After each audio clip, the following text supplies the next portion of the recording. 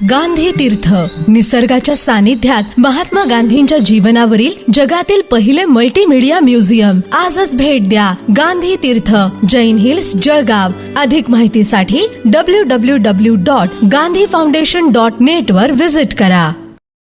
नमस्कार, आपण पाहत आहात अदालत टाइम्स न्यूज. नमस्कार, मी प्रमोद डोंगरे, शहर अध्यक्ष, राष्ट्रीय जनमत पक्ष, जळगाव.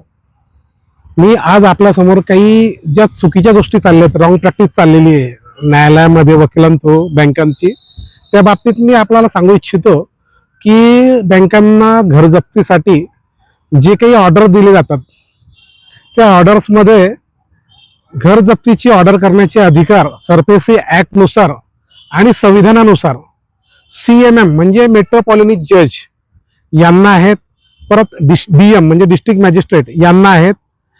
हे दोघंही जज घर जप्तीचे आदेश देतात, परंतु दोघं बाजू समजून, कर्जदाराची बाजू समजून घेतात आणि बँकांची बाजू समजून घेतात, त्यावर निर्णय दिला जातो. परंतु आज या कायद्यामध्ये कुठलीही घटना दुरुस्ती न करता CGM आणि काही वकील बँकांकडनं जास्तीची फी मिळेल म्हणून ते CGM कडे दाखल करतात आणि CGM त्याच्यावरती निकाल देत आहेत. तर तो निकाल सर्वस्व एकतर्फी असतो आणि तो चुकीचा आहे. त्यांना अधिकार नाही, संविधानाने अधिकार दिले नाही. कधी घटना दुरुस्ती केली, कोणी अधिकार दिले, याची काही शाश्वती त्याच्यामध्ये नाही आहे. ऑडी अल्ट्रेम पार्टेम या कायद्यान्वये याचं उल्लंघन होत आहे. तर राज्य सरकार, केंद्र सरकार आणि घटना दुरुस्तीसाठी कधी यांनी केलेलं आहे, चेंजेस केलेले आहे किंवा सरफेसी ॲक्टमध्ये कुठं विलीन केलेलं आहे किंवा दाखवा मला सरफेसी ॲक्टमध्ये किंवा राज्य घटनेत बदल केलेला आहे की CGMला अधिकार देण्यात यावे म्हणून.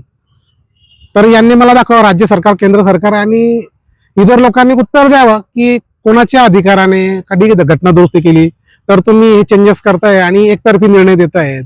आणि हा सरासर अन्याय होतोय लोकांवरती. प्रत्येकासाठी न्याय सामान्य असला पाहिजे आणि त्याचं अवलोकन 100% झालं पाहिजे.